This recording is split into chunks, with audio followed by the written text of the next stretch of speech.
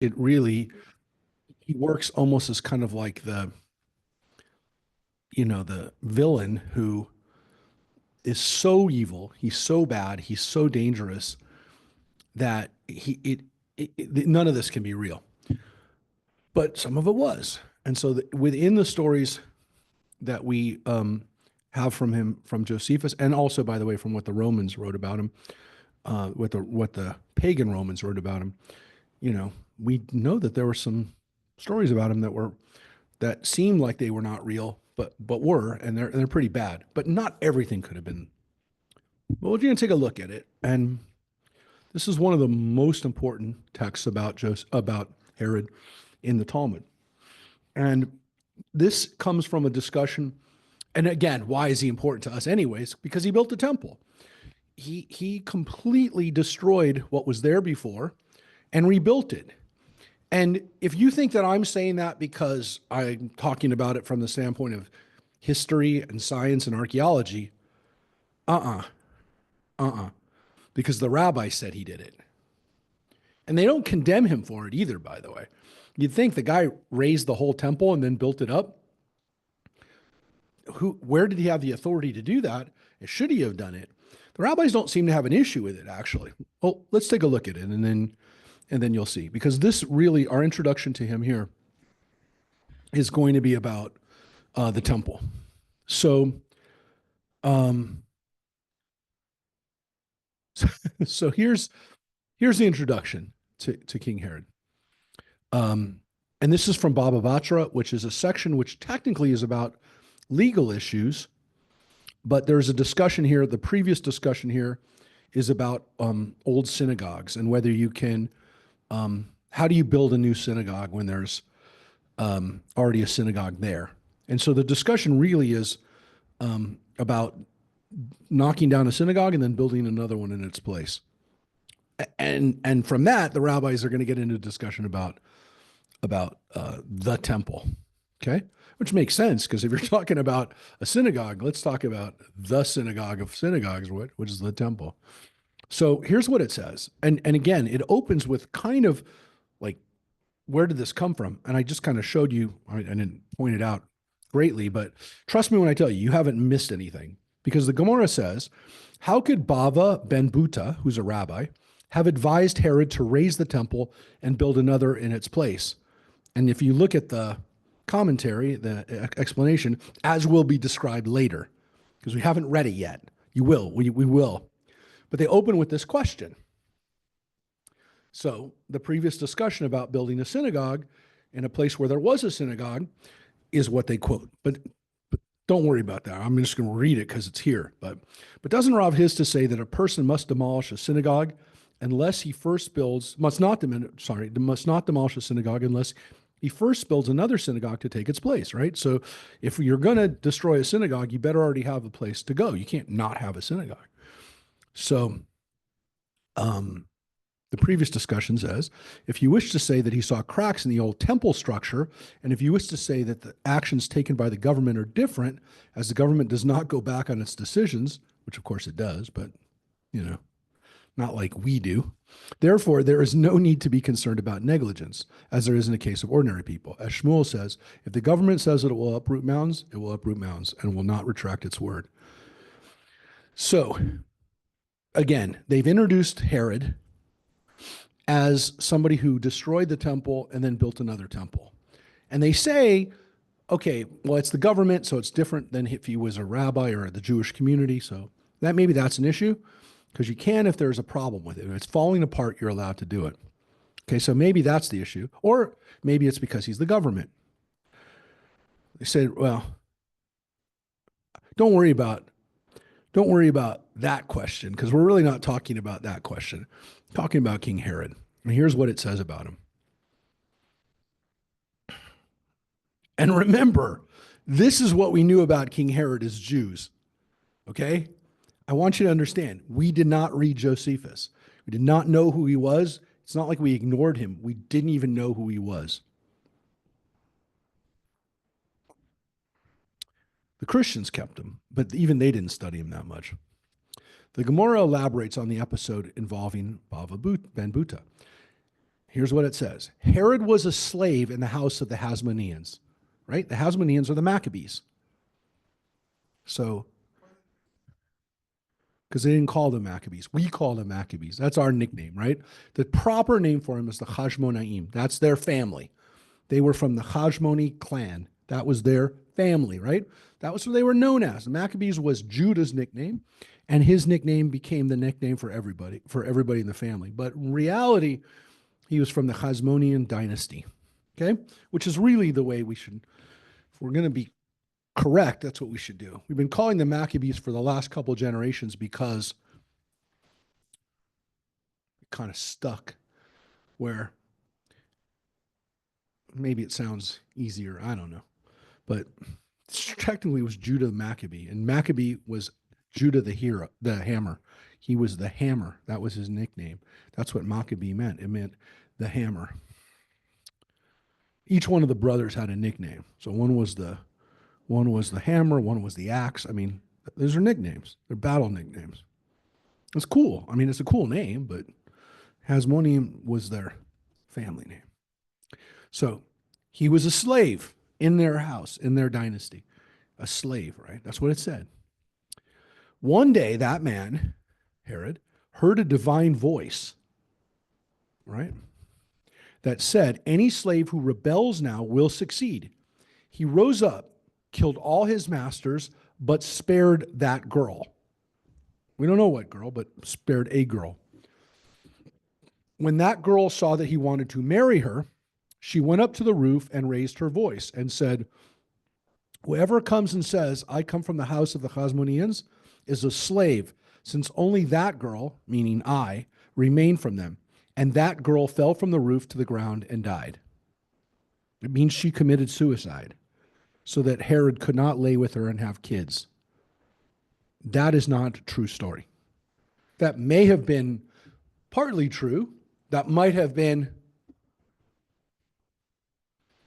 based on other people who didn't want to have anything to do with King Herod, who were from the Hasmonean dynasty. Okay? But in fact, King Herod, what we know about King Herod, and I will just show you the Wikipedia version, the quick version of it, the quicker version, the summary version. Let me just show you. According to, the putting all the information together we know about him, again, primarily from Josephus and also from Roman sources, he was from Idumea, which is in the southern part of Judea. He was an Edomite. He was the second son of Antipater the Idumean, a high-ranking official under the ethnarch, which was the Jewish kings of the Maccabees, Hyrcanus II. So this guy, Hyrcanus II, was a Maccabee king. The guy, Antipater, Herod's dad, worked for him. It's kind of like a noble.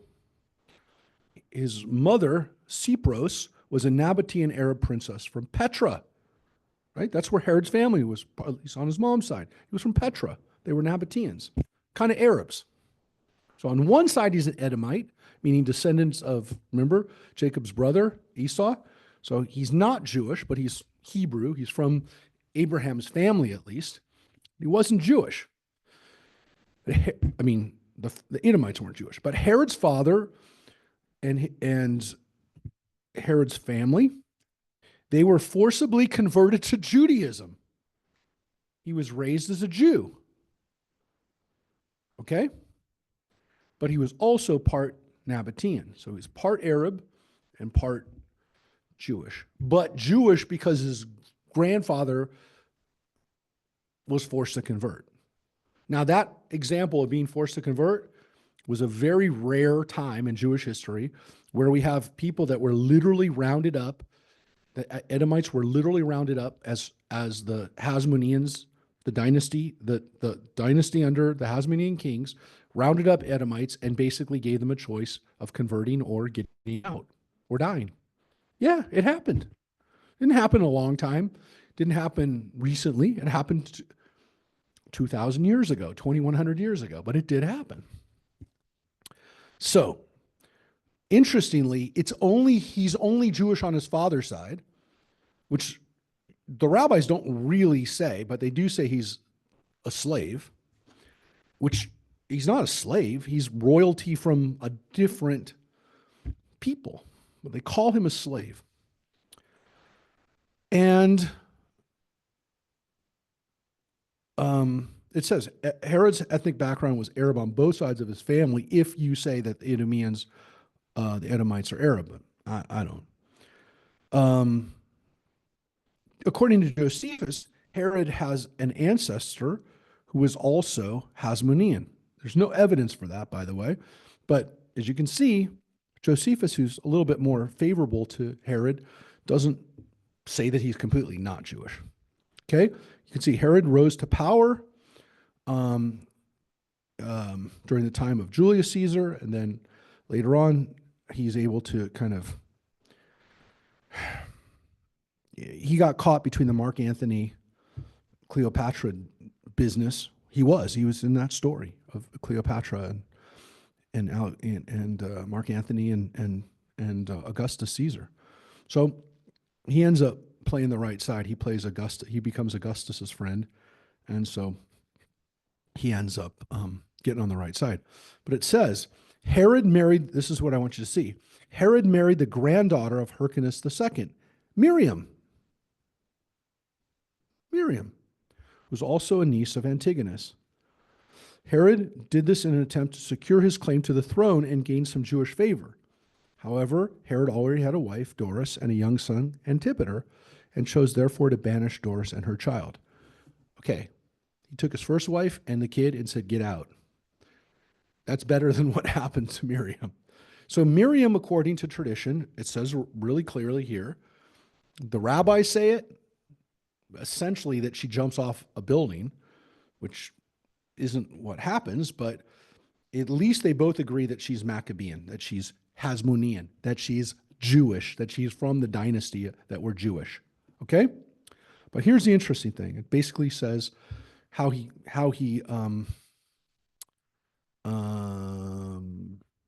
Jewish, etc. But look at this. He killed Miriam. He killed her. She doesn't jump off a building. He kills her. He kills her. I don't know if it's in the summary here, but he has her murdered because he's worried that she and the kids that she has with them are going to rise up and take over from him. He's so paranoid that he actually has them killed. He has those children killed. So I just want to see if it talks about his children anywhere here. But yeah, he had kids. So the idea that the rabbis have that he wouldn't let anybody, that this woman makes sure that he doesn't have that he doesn't have children with a Maccabean. Oh, he did, and he had those children killed.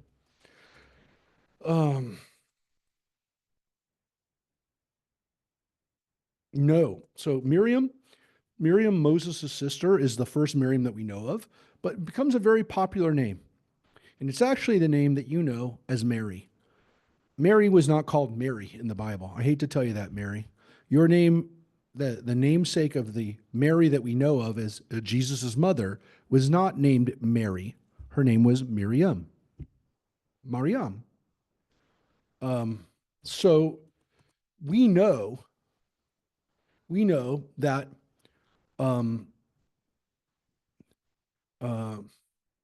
that Herod murdered his own children.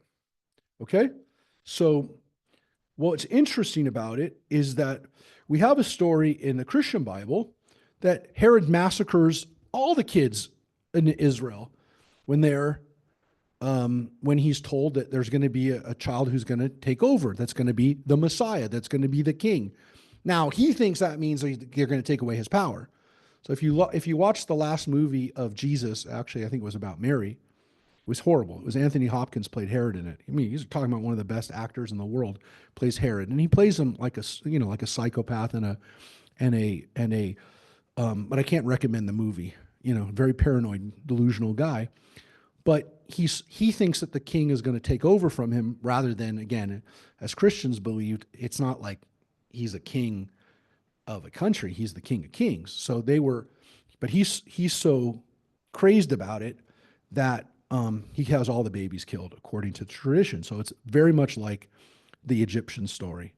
And so Jesus survives according to the story, the massacre, much like Moses survived um, um, the Egyptian. So Herod becomes like Pharaoh, but Herod had two children. One was named Alexander, and one was named Aristobulus. He had them killed because he thought that they were going to take over from him. So the fact that he killed his own children, could he have killed random kids? Yeah, because he killed his own kids. We don't know for sure because the Talmud doesn't get involved in it too much, but it's in the Christian Bible, and it's also, and again, the question is it a midrash to make Jesus like Moses? Or again, we don't have evidence because Josephus doesn't talk about all the children being murdered by Herod, and you'd think he would, other than he maybe doesn't want Herod to look bad, but he makes Herod look bad enough, so I'm not sure. But he doesn't make Herod look as bad as the Talmud does, as we're going to see, and he also doesn't make him look as bad as the Christian Bible does. But I don't know that he would have covered for him by saying he didn't have these children massacred. But he did have his own children massacred, and Josephus tells us about that. That's actually where we learn about the massacre, the murder of his own children. Famously, the Romans said about him hundreds of years later, they were still talking about King Herod. He's mentioned in a book called the Saturnalia by a Roman writer who was not Christian. He was actually a pagan writer named Macrobius. He says, very famously, because a lot of people have heard this line before, that it was better to be Herod's pig than his son. Why? Because Herod kept kosher nominally. He wouldn't kill a pig, but he had no issue killing his kids. So the joke, he says it in a jokingly way that Augustus said it. It's better to be Herod's pig than his son. So, so he was definitely was not a good person, right? In no way. But the rabbis have to recognize that he built the temple. They're never going to kind of take away from the fact that he was a murderous person. But they're not so concerned with whether he killed children. Maybe it happened, maybe it didn't. The main historian, Josephus, doesn't say it happened. But the rabbis do say this happened. Again, first, this woman commits suicide before even having any chance to be married to him. But look at this crazy story. It's related that Herod preserved the girl's body in honey for 7 years to prevent it from decaying. There are those who say he engaged in necrophilia with her corpse, and there are those who say he did not engage in necrophilia with her corpse. According to those who say he engaged in necrophilia with her corpse, the reason that he preserved her body was to gratify her carnal desires. And according to those who say he did not engage in necrophilia with her corpse, the reason that he preserved her body was so that people would say he married a king's daughter. I mean, that's insane. That story is completely insane, right? So, did he do things like that? Um, so, would he, again, the rabbis essentially asked the question, did he do it for, crazy, um, for his perversions, or did he, did he do it just to simply say that he wanted to have her around? So, um, look, we don't know. We don't have her side of it, right? We don't have Miriam's texts. Um, and so the Talmud doesn't even call her Miriam. But the problem is they were married for around 10, 15 years. And they lived long enough so that they had kids. So Herod, according to the sources, according specifically to Josephus, had kids who could have been a combination of the Hasmonean dynasty and the Herodian dynasty, but instead they're murdered. They would have been murdered just before the story of the slaughter of the innocents takes place, which is what they call the story in the Christian Bible. So he would have been those kids were killed together in about 7 BCE. So if Jesus was born around 0, right? He wasn't born around 0. He's born according to the math. It's like 4 BCE. If you do the math, then yeah, it's like right around that time. So we have stories about him killing kids. It's just in our story, in Josephus, he kills his children, and watch what he does here. So the necrophilia is bad. There's no question. The rabbis are like, he's insane. But that's not their point. Herod said to himself, who expounds the verse, one from among your brothers you shall set over you as king, which is that Herod starts talking to himself, or starts articulating the fact that the Torah says in Deuteronomy that only a Jew can be a king over other Jews. Right? So only a king, only a person who can be a king has to be from a Jewish family and cannot be an emancipated slave or a convert. Okay, so that's not in the text, but that's the commentary, and it's true. I mean, again, if it's not bold, it's not literally there. But the sages who expounded the verse in this manner, insisting that a king must have Jewish roots. So what did he do? He rose up and killed all the sages, but spared Bava ben Buta in order to take counsel with him. So when it says he killed the sages, that means he killed the rabbis. They don't call them rabbis. They don't even call themselves rabbis. They call themselves the sages. Those were the people who were the main Jewish council and leaders at the time, who were Pharisees. Whether we call them the Sanhedrin, whether we call them rabbis, whether we call them Pharisees, they're all talking about the same thing. Herod, according to this, killed all the rabbis except for one. That's insane. That's murderous. That's horrible. You could understand why the rabbis don't like King Herod. We're going to get to what he did that they had to acknowledge. But at the same time, you killed all of our people. You killed all of our friends, our family, our teachers. It's terrible. Herod, okay, so he keeps Bava ben Buta alive. Watch this.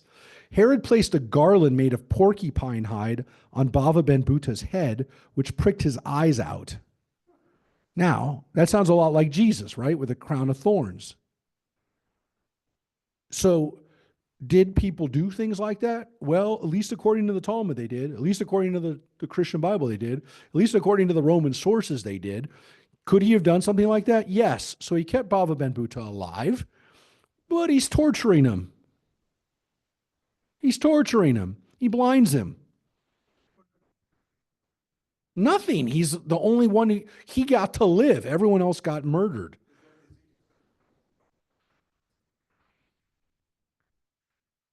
Well, look, what's he going to do? He's being tortured by this guy, and he's could be killed at any moment. So, I mean, watch this scene. Watch this scene. So one day Herod came and sat before him without identifying himself in order to test him. Remember, he's blind. Herod said, "See, master, what this evil slave Herod is doing," right? Speaking about himself in the third person, right? Trying to trick him to see if he'll say something bad about him. Bava ben Buta said to him, "What should I do to him?" Herod said to him, "The master should curse him," meaning Bava ben Buta, should curse him. Bava ben Buta said to him, "But it is written, do not curse the king, not even in your thoughts." From Kohelet, from Ecclesiastes, which we're going to read soon. Herod said to him, "He's not a king, since he rules illegally," right? He's not really Jewish, so he can't really be king. Bava ben Buta said to him, "And even if he were merely a rich man, I would not curse him, as it is also written in Ecclesiastes, and do not curse a rich person in your bedchamber." And even were he only a leader, I would not curse him, as it is written, and you shall not curse a leader among your people, which is from Exodus, all the way back in the Torah. Like literally from right around the Ten Commandments, that section. So I think he passed the test, right?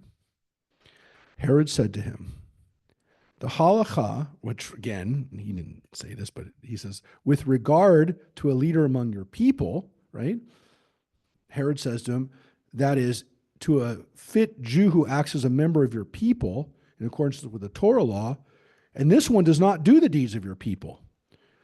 So Herod says to him, but this guy doesn't do what he's supposed to do. He doesn't act like a Jew. He doesn't behave with Jewish values. He doesn't do Jewish things. Herod's saying that about himself, right? To trick him or to see what he's going to say. Bava ben Buta said to him, nevertheless, I am afraid of him. Herod said to him, there's nobody who will go and tell him, since you and I are sitting here alone.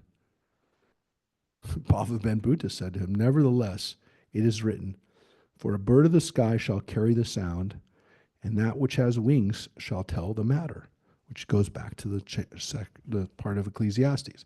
So when we get to Ecclesiastes, and you can guess what the point of this in Ecclesiastes is, don't talk bad about people who could punish you. If you think that even in your bed you can get away with it, you never know. Once it comes out of your mouth, it can go anywhere. So far, he hasn't gotten Bava ben Buta. He hasn't cracked him. But Bava ben Buta has told him, I'm scared of Herod.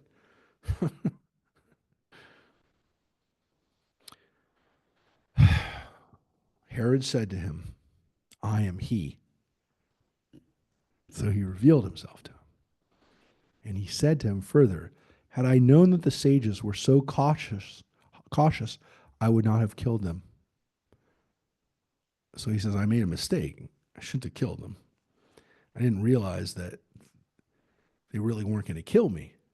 Why? Because if the sages felt the same way about me as you do, if you're a sage, you're one of the sages, you're the last sage, and you're telling me that all the other Pharisees would have done the same thing? Now, maybe that's not the case. But what does he know? 100% of the sages that Herod's talked to have basically said, we're scared of you. We don't want to mess things up. So Herod says, I screwed up. That's not the people I should be worrying about. I shouldn't have worried about the rabbis. Well, it's too late now. Worried about the rabbis because they're a threat to him. Yeah, he was worried about anybody who was a threat to him. And he really thought the rabbis would be a threat to him because he knew he wasn't legitimate. And so the Talmud tells us he knows he's not legitimate. He's worried that anybody who actually cares about Jewish law is going to hold him accountable. So one of the things that he did with him is he was trying to get Bava ben Buta to basically say he's not a legitimate king. Because Herod knew he didn't have legitimacy to be king. He knew it. He knew it. Look, what it tells us is, think about it. You got to read between the lines here. What's really happening here is an interesting thing that the rabbis just tipped their hand on. They didn't need to say it, but they've said it. They say it in other places. At the time of the temple, and remember, this is being written, long after. This was more of an imaginary story, but still what it's telling us is, if you really think about it, King Herod may have been worried about what the Sadducees had to say about him. He seems to have been obviously very worried about the rabbi said to him. He's probably worried about what the Essenes said to him. He was probably worried about lots of other groups that we don't hear about who aren't as popular.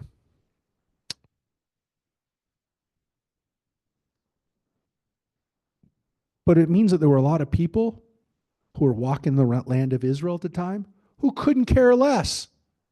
Just leave me alone. I'm a farmer. I'm a fisherman. Leave me alone. I want to go to my house. I don't care about what the Torah says. You know who they're like? A lot of Jews today. I don't care. You're telling me that your problem with King Herod is he's not a legitimate king? Who cares? I'm going to go out and eat pork. You don't tell me it's in the Torah. So if you think about it, it's a legitimate issue for Herod to worry about because he says, I'm going to do away with anybody who's going to be a problem for me, which are people who are going to read the Bible and say, he's not legitimate. Why? Because the Bible says he's not legitimate. So let me just get rid of everybody who follows that or teaches that. So he did. Problem is, what he didn't realize is the Bible actually gives him an out. The rabbis just quoted the Bible back to him.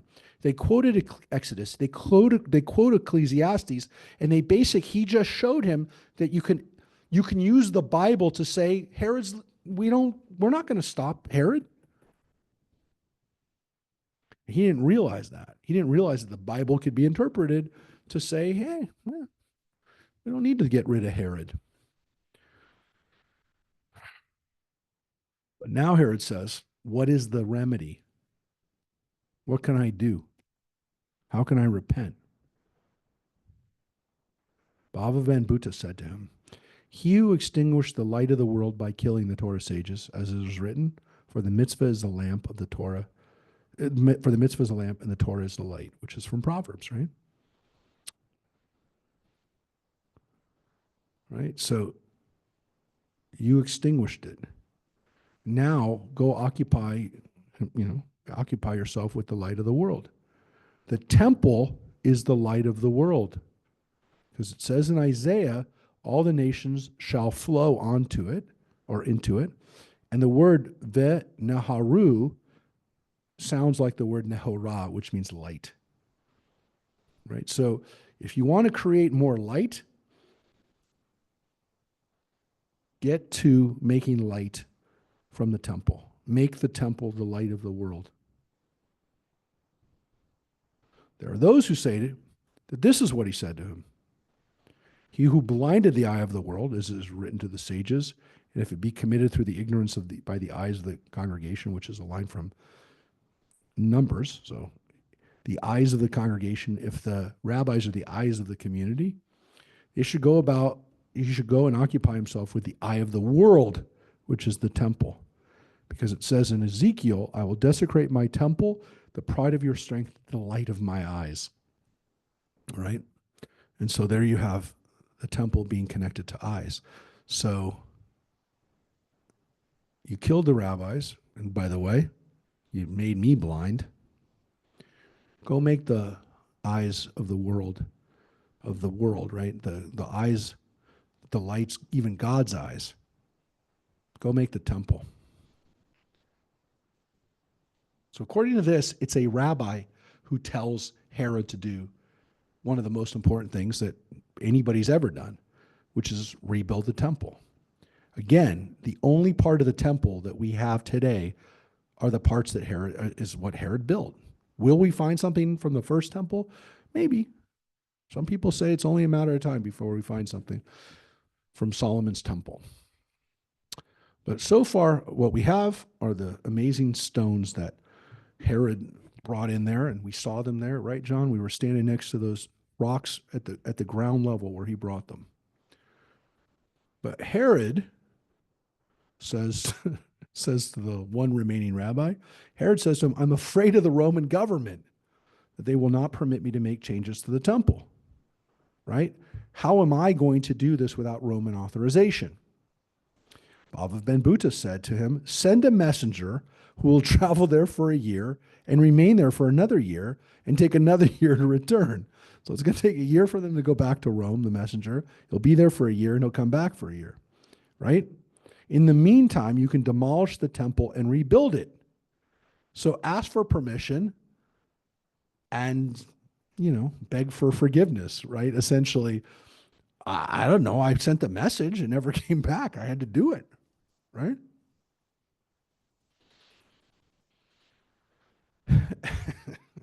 He did it. He did it. Eventually, they sent the messenger to Herod from Rome. If you have not yet demolished it, do not demolish it. And if you have already demolished it, do not rebuild it. And if you have demolished it and already rebuilt it, you shall be counted among those who act wickedly, seeking counsel only after they have acted. So Rome says, no, Herod, you don't have permission to do this.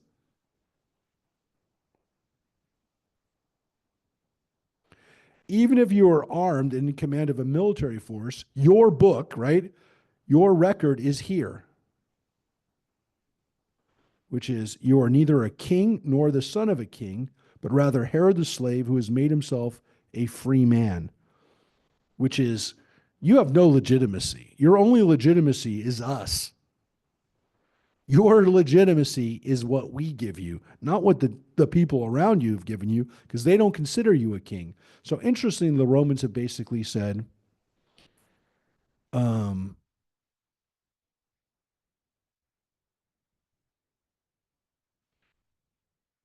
you need us. So what's interesting here is the rabbis imagined that Herod, when he did the building, really didn't have permission to do it. It's interesting. So they would know. It doesn't mean that they actually really knew. Again, or is this imagined around what really happened? What's interesting is the rabbis here don't even understand what they just said. The commentary misses part of the point. When it says that we have your genealogical record, we have your book, like you're there because of us. There's another thing that they could mean by that, which is we have your kids. Because the Romans would oftentimes keep the children of their vassals hostage to make sure that those people didn't rebel. So it could also be, we've got your kids, you better not get out of line. And we know that some of Herod's kids were back in Rome during certain parts of their lives. So, and some of the Maccabean kids, the Hasmonean kids were in Rome. It was a way for the Romans to make sure. And they didn't just do it with the Jews or with the kings of Israel. They did it with Egyptian kings. They did it with, Persian kings, anybody that they had control over. They wanted to make sure that those people didn't get out of line. So they kept their kids. We'll kill your kids if you get out of line. Your dynasty will come to an end.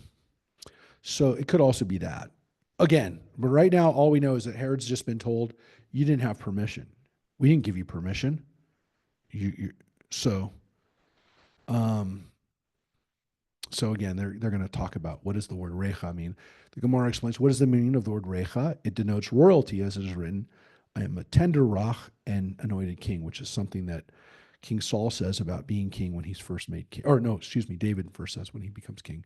And if you wish to say that the meaning of the word is learned from here, from the term describing Joseph after he was made king, or viceroy to the king, and they cried before him Avrech, which is what happens when Joseph becomes the viceroy.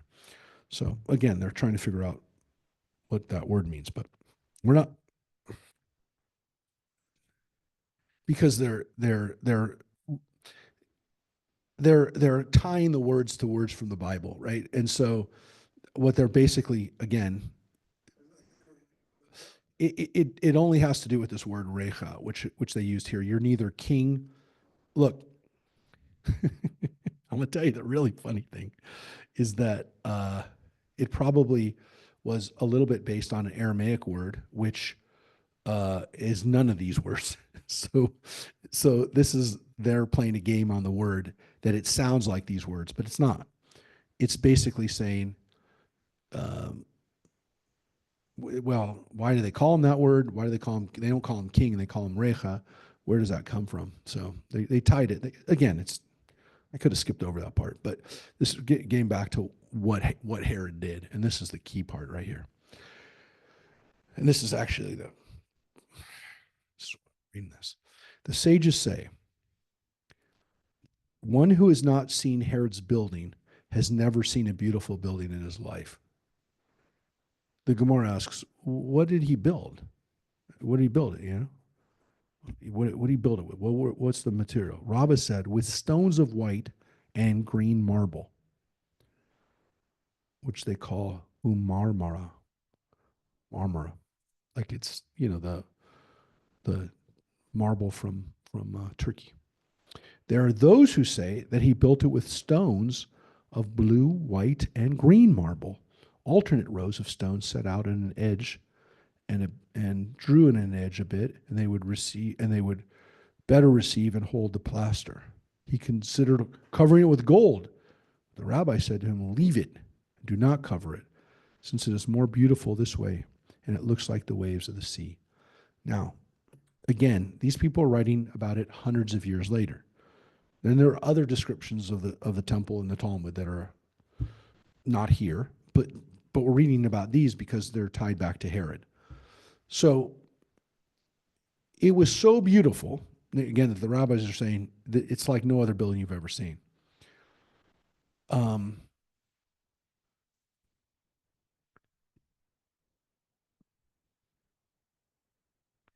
it was so beautiful in its natural stone and marble that King Herod says, I'll put some gold on it. And the rabbis say, no, you don't need it. It's so beautiful. The stonework is so beautiful that you don't need it. It's not going to make it more beautiful. It's amazing. So when we hear these descriptions of what it looked like,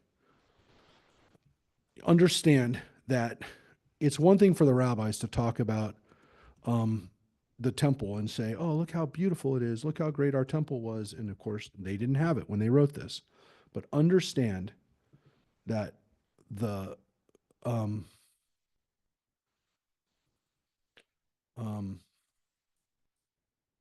that when people who were not Jewish would come to the temple, they would look at it and they would say, this temple is the most beautiful temple in the world. Why? Well, interestingly, it can be described in some, um, it can be described in this, summarized in this way. Um, when the Romans would build a temple to Jupiter, they'd make it very beautiful because he was the head god. But they also had a temple to Apollo. They also had a temple to Hera.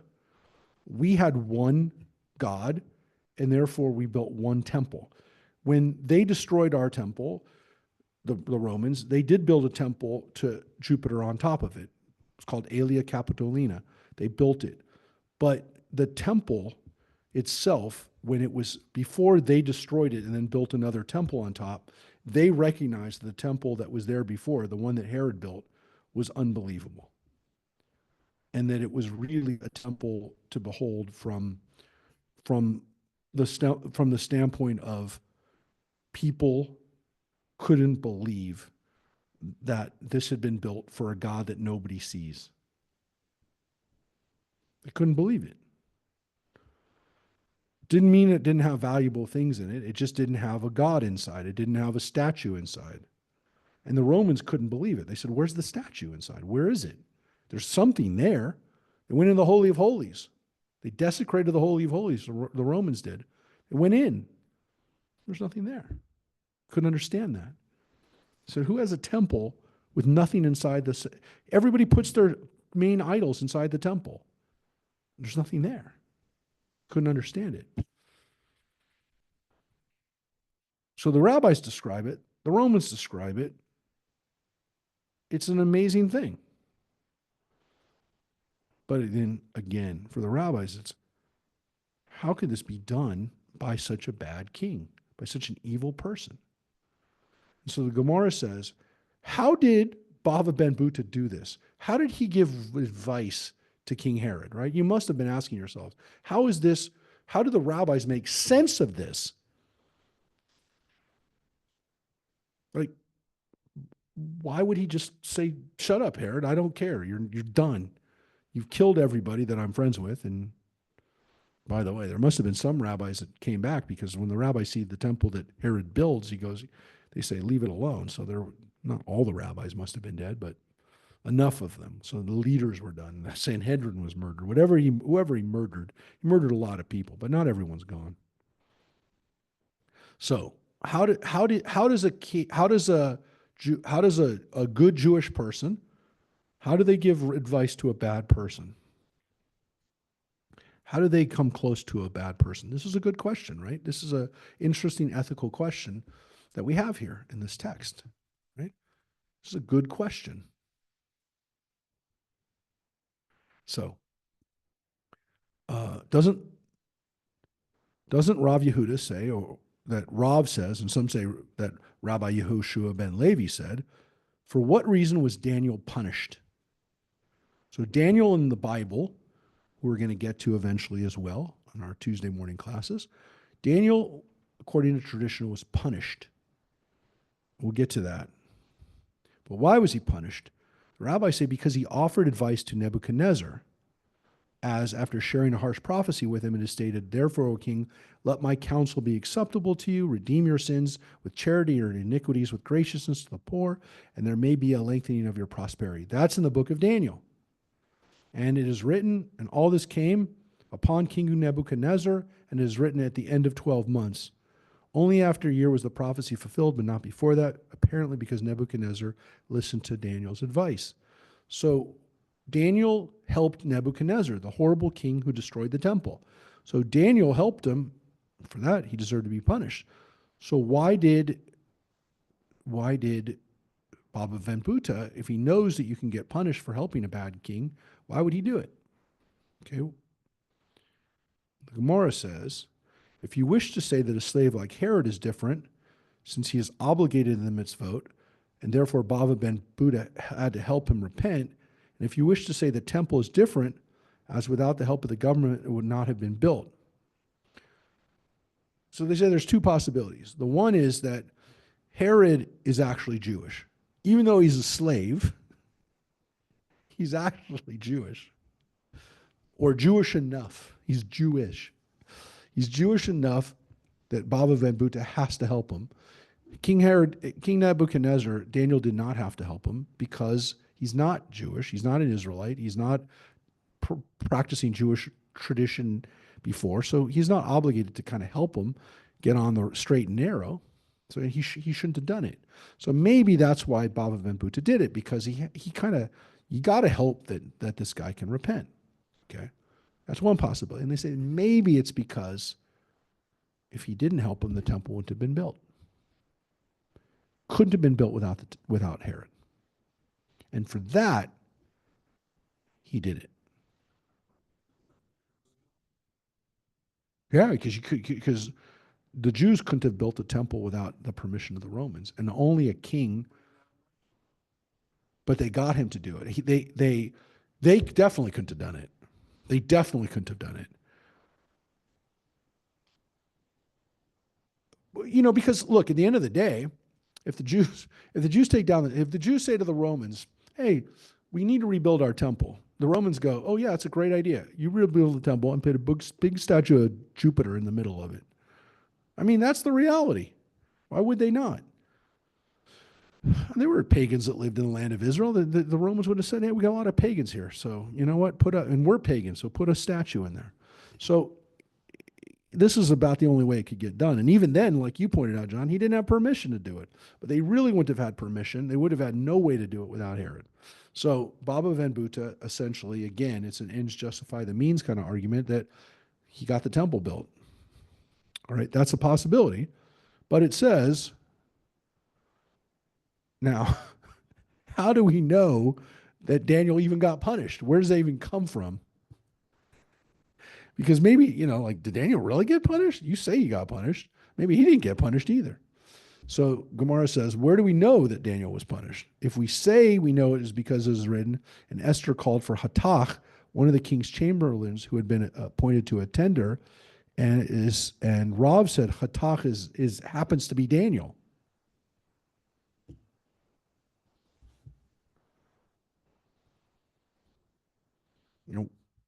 We don't know that Daniel became Hathach. That's a midrash. That's an explanation.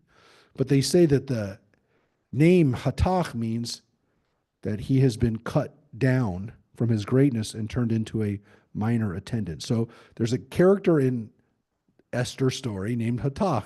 The rabbis say, "Oh, that Hathach, that means cut down. He's been cut down in stature." Doesn't mean he's just cut down in stature. Hathach was a eunuch.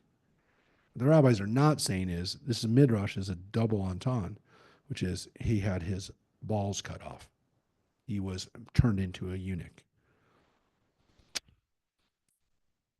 That's a punishment.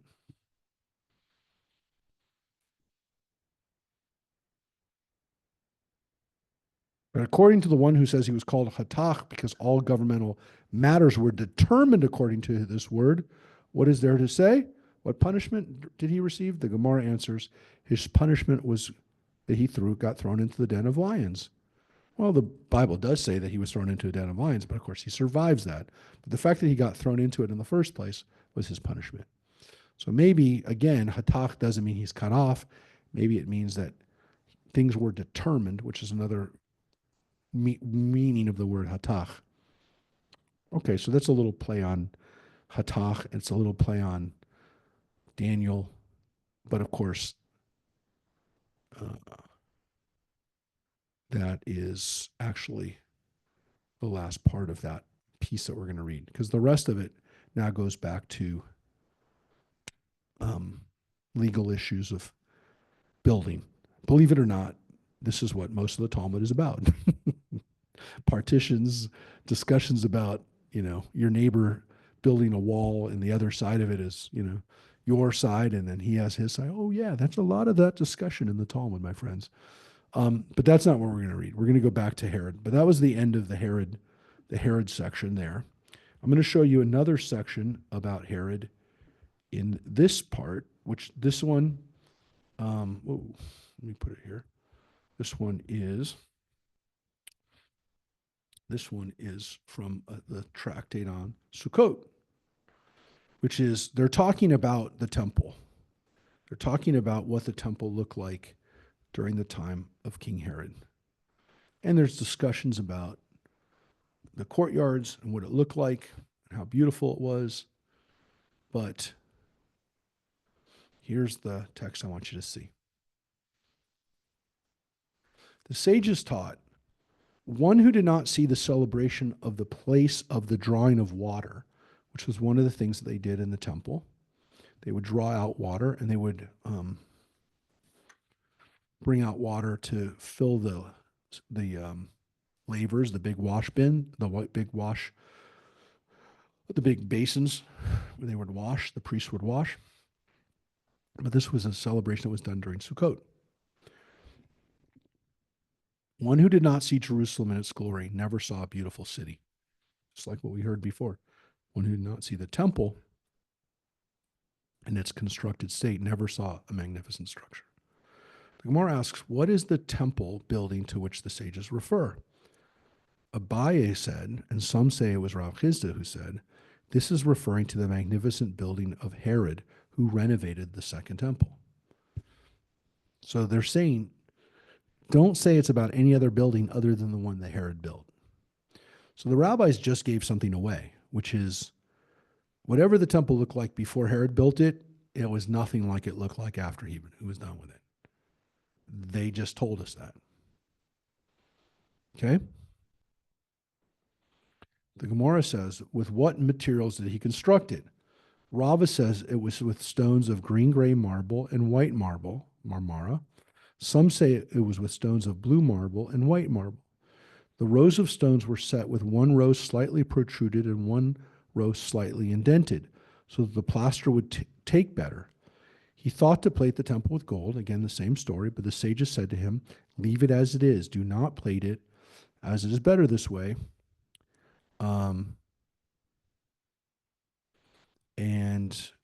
Same thing with different colors, because the staggered arrangement of the different stones, it had the appearance of the waves of the sea.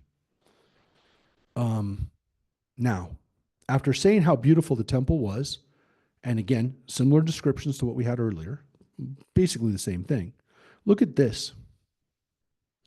The rabbis just said the temple was like no building you've ever seen. But look at this. It was taught in a Braita that Rabbi Yehuda said, one who did not see the great synagogue,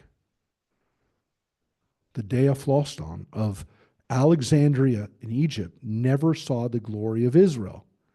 They said that its structure was like a large basilica with a colonnade within a colonnade. At times, there were 600,000 men and another 600,000 men in it, twice the number of those who left Egypt. So according to what the rabbis just told us, the temple in Jerusalem was an amazing building, but it wasn't as big as the temple, the synagogue that the Jews prayed in Alexandria, Egypt. Now that's amazing because in our minds, there was nothing like the temple in Jerusalem. And again, it doesn't say that this building was as beautiful. It doesn't say that. Well, it hasn't said it yet, but they're talking about how enormous it was, how large it was, the capacity that it had. So according to this, during the time that the temple was built, and while it was standing, and while during the time of King Herod, before and after, the temple in Alexandria, I keep saying the temple, the synagogue in Alexandria was even bigger.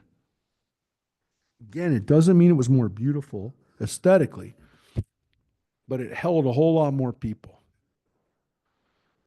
No, it's not there. And most of Alexandria was destroyed.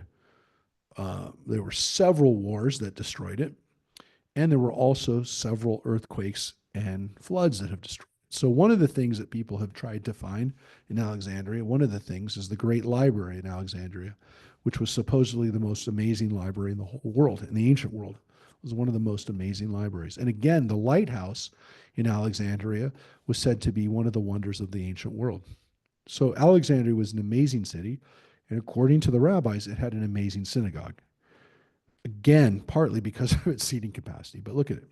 In it, there were 71 golden chairs, kadadraot, corresponding to the 71 members of the great Sanhedrin, each of which consisted of no less than 21,000 talents of gold.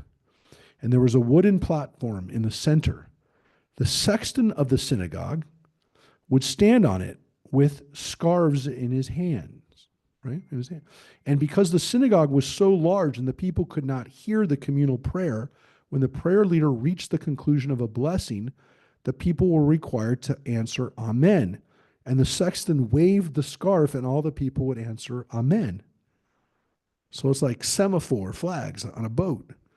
The synagogue was so large, the guy waved a cloth so that people would know when he got to the end of a prayer.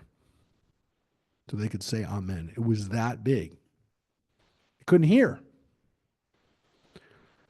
This is amazing. So, was it this big? I mean, was it really that big? We don't know for sure.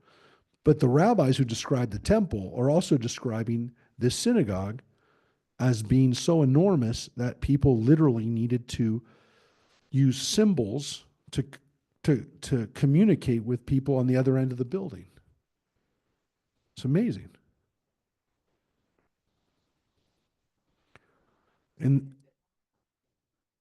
that's what it says. Now, of course, it can't really hold 1.2. The point of what it's saying is that we know the Jews left Egypt during the time of Moses. There were so many people that were in the temple that there were more people than that were there when they left Egypt. Actually, twice as many. So, again, however big it was really, really big. And it was bigger than the temple in Jerusalem. And it probably was. Because remember, the temple in Jerusalem wasn't built for seating capacity. It was built for God. They didn't care how many people were in it. They wanted it to be seen. They wanted it to be dramatic. It was big. You know, it's like 60 feet high. It's like, 5 stories tall, 6 stories tall, but it's not built for capacity because the only thing that's supposed to be really in it is God and the priests in the area in front of the Holy of Holies. But there weren't supposed to be a lot of people in there. So think about that, friends. That's what it's supposed to look like. So, but wait, here's the amazing thing about it. Look at what happened in the seating areas. The members of the various crafts would not sit mingled. Rather, the goldsmiths would sit amongst themselves, the silversmiths among themselves, the blacksmiths among themselves, and the coppersmiths among themselves. So it wasn't even all the smiths would sit together. They were broken up by what they did. The weavers among themselves, and the poor stranger entered there, he would recognize people who plied his craft. And he would turn to join those people because there were so many of his people there that they could go sit with the people that they work with, people who do their job, right? The guys who blow glass, they're over there. The guys there's so many people there that they have their own sections. They have their own seating areas. And from there, he would secure his livelihood as well as the livelihood of the members of his household as his colleagues would find him work in that craft. Do you understand what they just said? people went to the Alexandria temple and they networked there. They literally just said that.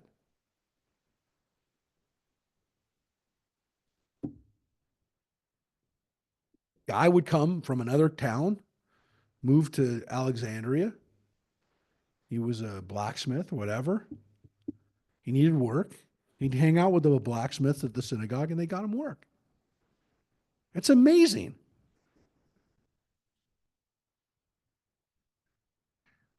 So, yes, Hadrian, according to tradition, destroyed the temple. We're not we're not there yet, but no. Well, because you never heard of it, right?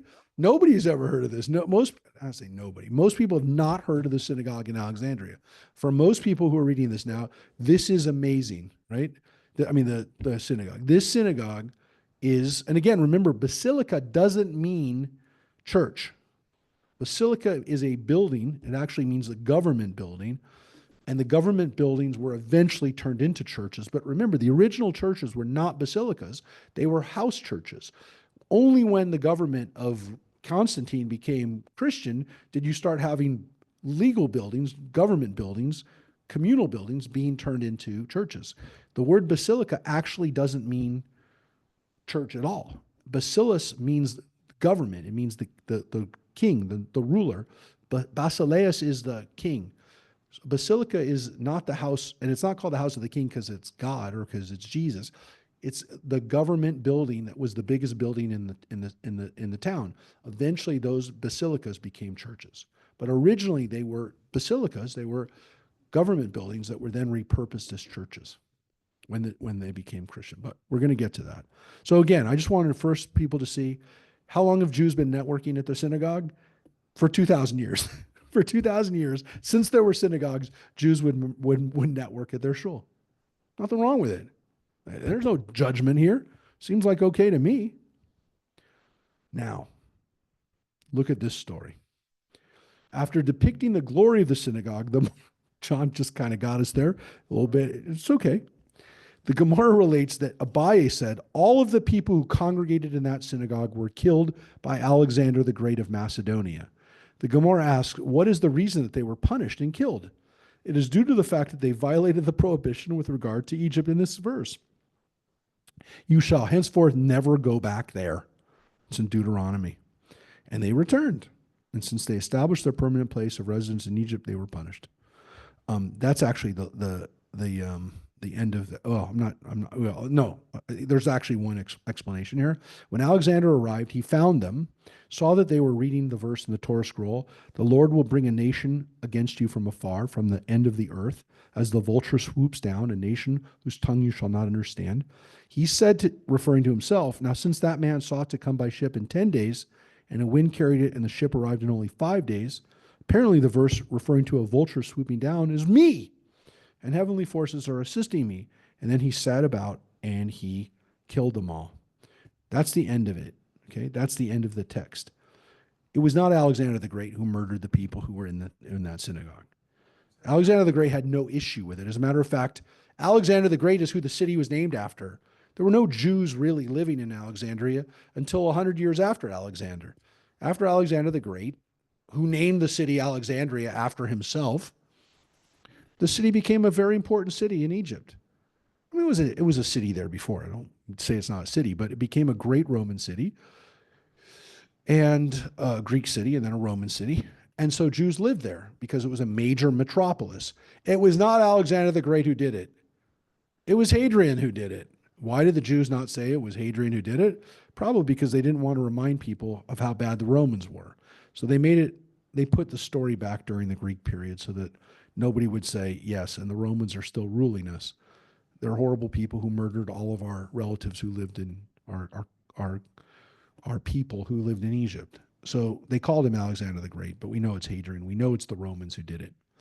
And why did he do it? Because he felt, he was fulfilling a biblical verse. Come on. He did it because he wanted to kill Jews. He didn't do it because he wanted to fulfill a biblical verse. Hadrian didn't care about biblical verses.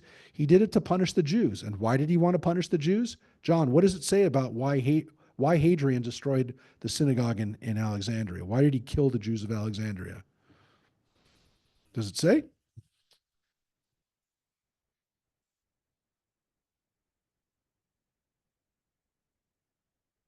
You want to guess why he did?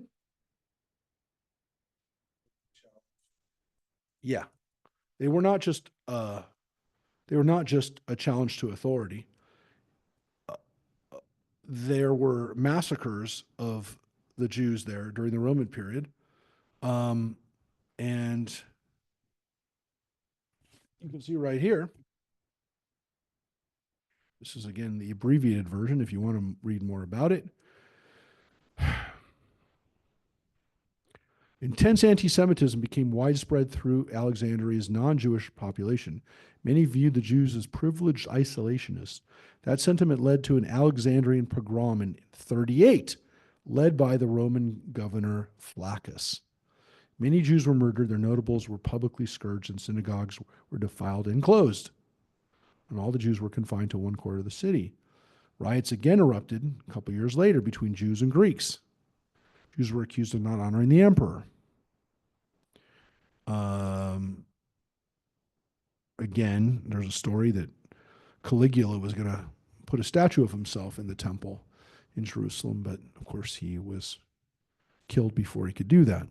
But that's not the end of the Alexandrian Jewish story. Following the First Roman War, right, the war against Rome, or rebellion, many Romans in Alexandria questioned the loyalty of the city's Jewry. Violence occurred in 66 when the Alexandrians had organized a public assembly to deliberate about an embassy to Nero, and a great number of Jews came flocking to the amphitheater. When the Alexandrians saw the Jews, they attacked them. The majority of the Jews were killed, and those who were captured were burned alive. Following this event was the Second Alexandrian pogrom. Right? The governor of Alexandria, who was born Jewish but left the religion, Tiberius Julius Alexander, was able to calm the riots. However, most Jews saw the rising anti-Semitism and emigrated the city, mostly to Rome. But that's not the end.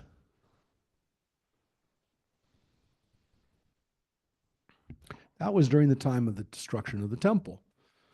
Where were Jews going to go? They weren't going to go to Israel. So a lot of them went to Rome, or they went to other places in North Africa, or they went to France, or they went to, it's called Gaul at the time, or they went to Italy. But they got out of Alexandria. But not all of them did, because, as John just was reading, during the diaspora revolt, Jewish communities in the Roman provinces of Egypt, Cyrenaica, and Cyprus rose in rebellion against Trajan in the east while he was fighting the Parthians.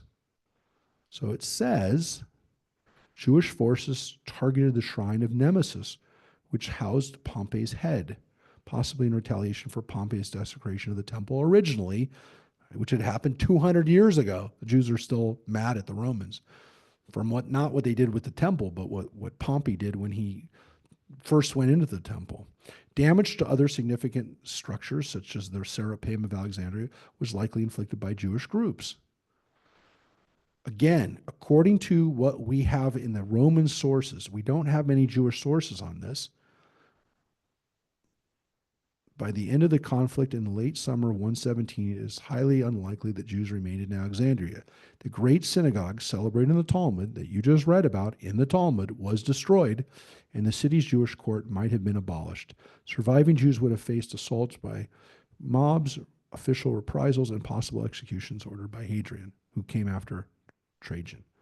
The extensive confiscation of Jewish lands indicates that the Jewish elite, including those in Alexandria, were not spared. The only Alexandrian Jews who might have survived were likely the refugees who fled to other regions at the outset of the revolt. So, what you just read was that the Jews in Alexandria were large enough to start their own revolt. And this is a revolt that we don't talk about a lot because we get focused on Israel. There was a revolt called the diaspora that we don't know much about it because it's not talked about in Jewish sources. What we call the diaspora revolt, which we're starting to kind of learn more about as we look at other sources. Again, this came after Josephus, so we don't have many sources on it in the Jewish community. The rabbis didn't talk about it. We know about Bar Kokhba's revolt, right? We know about his revolt in the land of Israel about 20 years later. But we don't read about, so this is when Bar Kokhba revolt was 132. In 115, you have the diaspora revolt. And again, the available narrative sources are fragmented, late, and incomplete. The principal sources are Cassius Dio and Eusebius. Now, Eusebius was a Christian writer, and Cassius Dio is a Roman writer, right? There are no Jewish writers about what really happened. So, according to what we know, the Jews went nuts in the diaspora, not the land of Israel.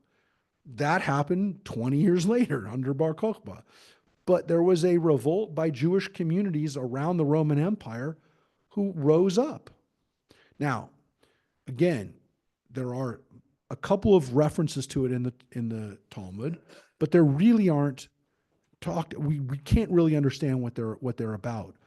And they really probably, well, as this says, they were written after the Bar Kokhba revolt, and the Jews in Israel were concerned about what happened during the Bar Kokhba revolt. Not that they weren't concerned about what happened in the diaspora, but they really talked about it in terms of the Bar Kokhba revolt, and essentially say that, look, this stuff was going on.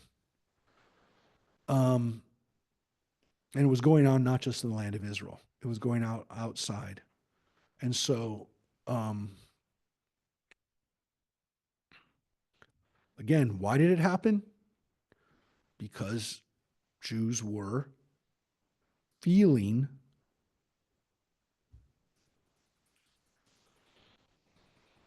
I'm going to be very careful with what I say right here.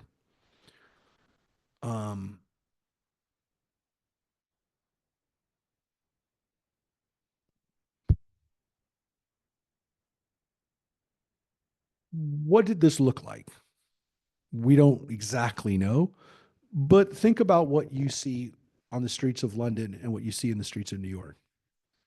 When you see protests that are primarily being led by Palestinian Arabs and other Arabs, for that matter, where they're burning American flags and burning Israeli flags and screaming horrible things about Jews,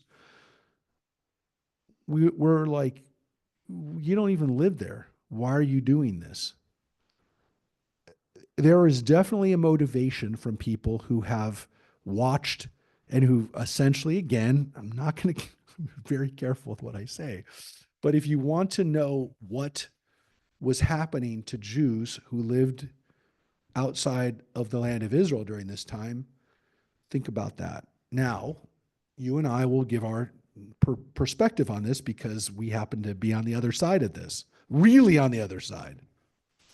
But you can understand how when people watch this who have no dog in this fight, right? If you're just an average Gentile person who is not Arab or not Jewish, but you see people burning an Israeli flag and screaming like a lunatic about Israel,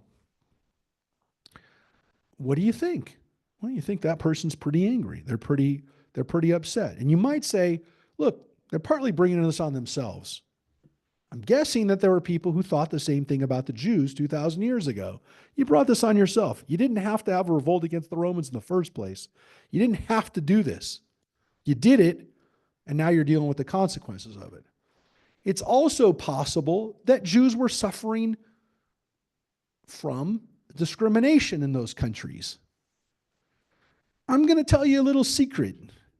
Whether we like it or not, and whether we're part of the problem or not, and whether you want to say, yeah, I understand what you're talking about, there is a lot of discrimination, and there's a lot of people who have discomfort around Arab people today. And I think it's heightened since 9/11. So it's very interesting when we see these kinds of things described on the other side, right? When we talk about it, what it was like on our side thousands of years ago, where we'd say, yeah, well, you know why people don't like you? Because you destroy everything wherever you go. Well, guess what? 2,000 years ago, people were saying that about us. And again, we have a different take on that. We say, look, the Romans should have just let us worship in peace. But I got news for you. There were some Jews who That wasn't enough for them. That wasn't enough for them. So you can look at it in a lot of different ways. But what I want to tell you is there's a little kernel of that we're watching right now. And the weird irony is we're on the other side of it. But look, why does a Palestinian in London burn an American flag? Because the Palestinian feels that American government is backing and arming Israel. Okay? So when somebody 2,000 years ago saw a Jew taking a statue of Pompey and breaking it apart because the Jews hated the Romans.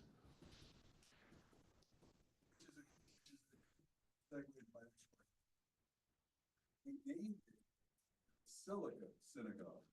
Therefore, right? Well, the Jews did. Yeah, we called it a basilica. Like basilica was government. Right. Right. So that means synagogue was sanctioned because the government allowed them to use it for religious purposes. Yeah, but it also could be that the way the rabbis describe it, because the rabbis knew it was a basilica. They saw the colonnades. But it's designed like that. It wasn't like the government blessed. Look, the government, in effect, probably in reality, did bless the construction of the synagogue. But just because the government allowed it to be in the first place doesn't mean they're going to save it from being destroyed when the Jews got out of hand. And by the way, John, we know from the Roman sources, and again, of course, the Romans have their own reason to say we got out of line, like we deserved what's happening. You kind of got to believe that the Romans are not 100% going to make it up, that the Jews didn't go nuts. I honestly believe the Jews went nuts. There's nothing that's going to take my mind away from the fact that Jews were sick and tired of being marginalized by the Romans. They watched what happened when their homeland was destroyed, and they were like, enough is enough already. Yep.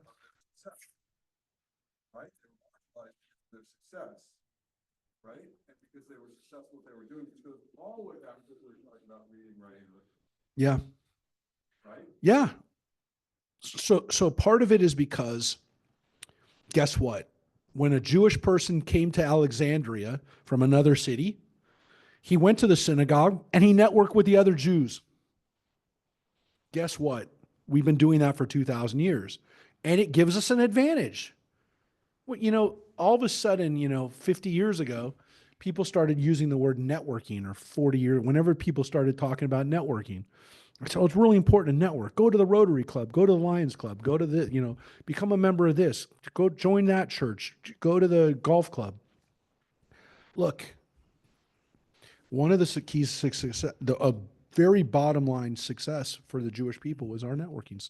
Our They do today. They do today. They do today. But they didn't talk about it. The idea of networking and understanding, articulating it as a skill to cultivate, as a business practice. I mean, even as a kid, you didn't hear the word networking. I don't know when people started really using it as, well, we're going to teach you now how to do networking, or we're going to have networking groups, right? Because eventually people started, I don't know when the first networking groups started, but at some point, 30, 40 years ago, people said, forget Rotary, forget all the other things that are really networking groups. We're going to just say this is a networking group, right? And we're going to let one lawyer, one accountant, one whatever, right? We're going to let one person into this group, and we're going to create a networking group. So you think we created artificial networking groups? That's fine, but that's a relatively new phenomenon. For thousands of years, Jewish people helped other Jewish people when they came to a new city. They found the other Jews, and then they work together. Now, partly that only works if you're a minority, right? Because if everyone is your people, if it's too many of you, you can't network because I got 10 other Smiths already. I don't need you. So part of it works because we are a minority, because we had this, but also because we understand that we have to help our community, and we know that it's a tradition, it's a value that we have. You can't explain it in the sense that, like, well, it's the smart thing to do, it's a nice thing to do, whatever. It's a value, it's a Jewish value to do this, to engage in this kind of work. And we would say it's community building, right? It's helping our it's helping our community, but it's one of the ways that we were successful for thousands of years. And so when a Jewish person moved to a new town, they'd find the other Jews in the town, and they would, start coming to the synagogue and start working in the community, and they'd have a immediate family, so to speak. They find people that would they find people that would help them, and they knew that they could rely on it. I love stories. There's stories in the Old West about people that would, come to some, some little, one of these Western towns, and there'd be like two or three Jews in the town, but that's all they needed. They needed that one guy, like in Deadwood, they had Saul Starr. They went to Saul Starr, and he took care of them. There's a wonderful story actually about uh, Josephine Marcus, the woman who became Wyatt Earp's wife, right? There's a story about she ran away from home. She was from San Francisco. She wanted to be a showgirl. She wanted to have a wild life. She ran away to Arizona, right? She ran away to Tombstone, and that's where she met the Earps. She was working in a hall, in a dance hall. That's how she met Wyatt Earp. But the story that she tells is so amazing because it says that when she was there, her parents sent somebody into the town to get her back because they were living in San Francisco. They wanted to get their daughter back. So they actually sent somebody, into the town to get her, some Jewish guy to go get her, to go fetch her. She didn't go. But the way she tells the story, it's like, yeah, it's a typical Jewish story. Some Jewish guy in the nearby town, a different town, and the guy was from Tucson or something, and he went to Tombstone to go get her. But yeah, it happened in this country. It especially happened in those small towns where people, had there was one Jewish family or a couple of Jewish families, and they could rely on them. So, um, yeah, what's interesting about, again, these stories is that the rabbis are actually teaching us that um, we've always had this whether we have a temple or not, whether we have a nation or not, whether Israel is there or not, there's something also in the background that keeps this thing moving. And what's amazing is the Talmud tells us this 2,000 years ago. When I read that story, it's so real because um, all these elements are things we still think about today. And the idea of, what is somebody who's working in the government, what is somebody working in especially in today's government, what are they how are they um, how are they dealing with not knowing whether, they're going to be punished or not, they not knowing whether they're going to have a job tomorrow. These are things that I read about them in the Talmud, and I say to myself, oh, that's exactly what this guy's thinking about right now. It's exactly what, somebody who's, working in the White House right now is thinking right now. Am I dealing with, a guy who's going to fire me tomorrow, or am I going to, you know, I don't know. I look at this and I say, this is timeless. These things never stop being an issue. And sometimes it's not even a matter of what you can do with it. What you learn from it, you learn that, again, these things don't change. But you also learn that, at least as a people, we're going to survive this stuff. Yeah. It's not about bloat, John. It's about not knowing whether the person that's sitting across from you, who clearly will do whatever he wants to do, is going to let somebody, um, is going to say something that's going to upset the guy. I don't know. I don't know. Look, is there something good about that? Yeah, because it means that we don't have people that get to stay around in government just because they've been in government. On the other hand, yeah, but it's hard to know whether this dude wants to, you know, he's so busy trying to be liked that, you never know whether people are saying what he wants to, what they can say in order to keep their job, or whether they're telling him the truth. So it's scary. I mean, that scares me. I'm not going to lie. That's one of the things that worries me, is if somebody is concerned about their ego too much, and that's clearly what happens with Herod. So, yeah, I will tell you this. It's not about, yeah, it's about, yeah, you don't, come on. I mean, you don't know whether Elon Musk is going to be in the White House tomorrow. You don't know. Not that he should. I'm not saying he should. I'm just saying you just don't know, and you wouldn't be surprised at it. Yeah, yes and no. No.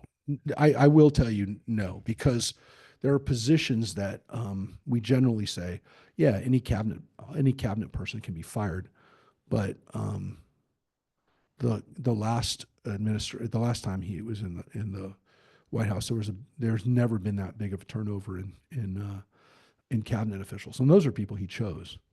You never have had that. He had, I forget what was, either 2 or 3 times greater turnover than the previous administration. Again, I mean, accountability is a good thing. Okay, I don't know. I'm just saying you wouldn't be surprised. Anyways, again, not my issue right now, but I do want to tell you there's some resonances of this stuff over over the over the last few weeks. So I want to tell you, I know Mike and Mary are gonna now tell me, because I've been litten up over the last. You can hear my phone keeps beeping that the Dodgers won their 8th game. So I know Mike and Mary have already told me that. But yeah, Otani just got a walk-off home run. So there you go, my friends. And it all ends on a happy ending. Thank you. And we will be there. I can't keep getting texts. We will see you next week. Next week we're going to be reading. Next week we're going to be reading about the destruction of the temple, and what it was like for the people who survived that, because that is our nightmare, right? And that's our nightmare. I was on the phone with a couple of people in Israel today, and look, that's still the nightmare. That's the nightmare that people still have there in Israel. Is that what we saw on October 7th is going to happen on an even bigger level one day? If all the neighbors, if all the people who hated Israel that are living in the countries next door decided they were going to get their act together, it's not something you want to think about, right? I mean, it's a nightmare. And that's what we're going to be reading about, the last time that this was that nightmare. So again, the Jews of Alexandria were wiped out, but that's nothing compared to what happens when the temple is destroyed. And then to some extent, we will get to the Bar Kokhba revolt, what happened when the Bar Kokhba revolt happened too. So yeah, but I think even in that darkness, you're going to see some light, and you're going to read a really amazing story of survival of one of the great survivors of the Jewish history, Yochanan ben Zakkai, the rabbi who survived the destruction of Jerusalem. So we will see you next week. Take care. We will be having Shabbat with Wendy this Friday, Miss Wendy, and then yeah, good stuff in the future. All right, take care, everybody. We'll see you soon. Oh, John's birthday on Friday too. Yeah, don't forget. National holiday on Friday on the April 4th. All right, take care, everybody. Good night. Thank you, Thank you, Rabbi. Rabbi. Thank Good you, night. Rabbi. Good night.